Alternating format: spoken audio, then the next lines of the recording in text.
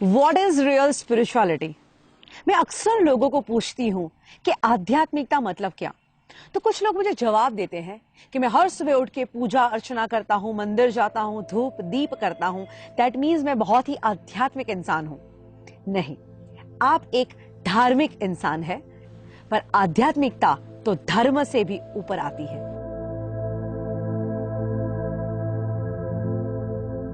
मुझे लगता है कि रियल स्पिरिचुअलिटी या सच्ची आध्यात्मिकता उसे कहते हैं जब आपके अंदर आपकी वजह से किसी और का भला हो की भावना जन्म लेती है।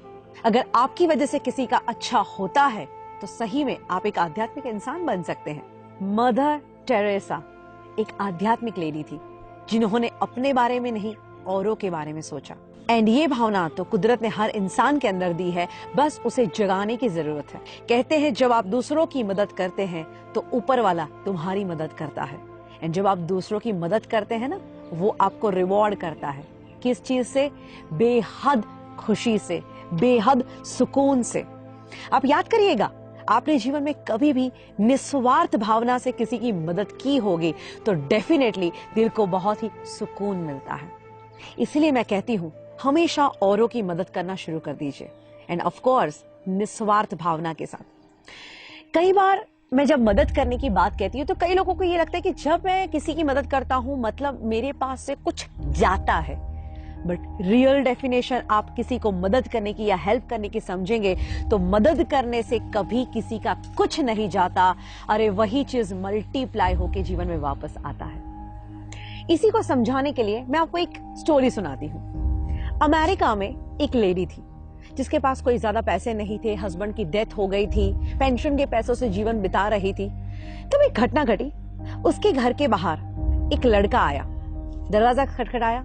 वो देखती है वो 14-15 साल का एक लड़का जो सेल्समैन था और अपनी प्रोडक्ट्स बेचने के लिए आया था। ये लेडी के पास उतने पैसे नहीं थे तो उसने कह दिया कि देख बेटा, मेरे पास इतने पैसे नहीं है, मैं तुझे गलत उम्मीद नहीं दूंगी, मैं तेरी चीज वस्तुएं खरीद नहीं पाऊंगी, पर 2 मिनट तू मेरे घर में आ। वो घर में बिठाती है और किचन में जाती है और दूध का एक ग्लास लेके आती है और कहती कि बेटा, मुझे लगता है कि तू बहुत भूखा है, बहुत प्यासा है, मैं तेरी और कोई मदद नहीं कर सकती, बट एक ये दूध का ग्लास तुझे दे सकती हूँ जिससे तेरी भूख और प्यास दोनों मिट जाएगी। बच्चा दूध का ग्लास पीता है, थैंक यू कह के चला जाता है। इस घटना को और 15 साल बीतते हैं। अब तो ये लेडी बहुत बुजुर्ग हो चुकी है और एक दिन उनको हार्ट अटैक आता है।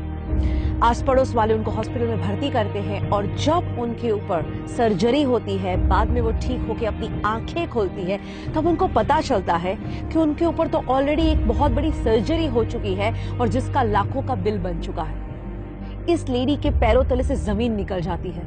वो रोने लगती है कि हे भगवान, मुझे क्यों बचाया? अब मैं ये बिल कहां से पे करूंगी? मैं ये पैसा कैसे दूंगी?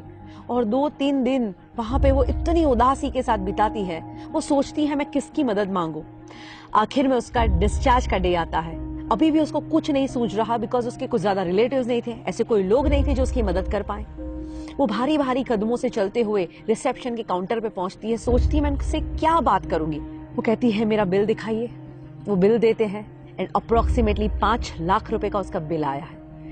वो बिल देखती है पर उनको ताज्जुब होता है क्योंकि उस बिल के नीचे लिखा था ऑलरेडी पेड, एंड उसके नीचे लिखा था thank you for the glass of milk.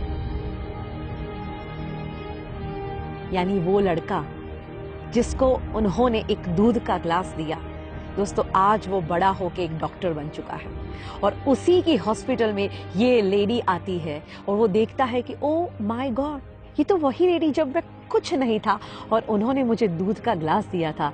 आज ये ऋण चुकाने का मौका मिला है, क्यों ना मैं अपना ऋण चुकाऊं, क्यों ना इनका बिल मैं ही भर दूं। इसीलिए तो कहते हैं कि जब आप अच्छे काम करते हैं, दुनिया गोल है, जो अच्छे काम भेजे हैं वो सब लौट के वापस आते ही हैं। बट अच्छी बात क्या है कि कुदरत इतनी मेहरबान है हम पे कि जब हम कुछ छोड़ते हैं उससे कई गुना बढ़ के ये लाइफ में वापस आती है। हम हमेशा पूरी जिंदगी लगे रहते हैं दुनिया को इम्प्रेस करने में, बट अगर सही में इम्प्रेस करना है ना तो उस ऊपर वाले को कीजिए। आपका इंटेंशन कितना भी सही क्यों ना हो, ये दुनिया सिर्फ आपका प्रेजेंटेशन देखती है, एंड आपका ये प्रेजेंटेशन कितना भी अच्छा क्यों ना हो, ये ऊपर वाला तो सिर्फ आपका इंटेंशन ही देखता है। तो ये सद्भावना की शुरुआत आज से ही की जाए। मैं तो कहती हूँ दुनिया में खुशियां फैलाई जाए, क्योंकि अगर आप औरों के जीवन में खुशियां फैलाना भी शुरू करोगे तो वही खुशियां मल्टीप्लाई होकर आपके जीवन में वापस आएगी। भगवत गीता में बहुत ही सुंदर कहा गया है कि इस दुनिया में कोई भी इंसान अगर दुखी है तो तुम लंबे समय तक खुश नहीं रह सकते।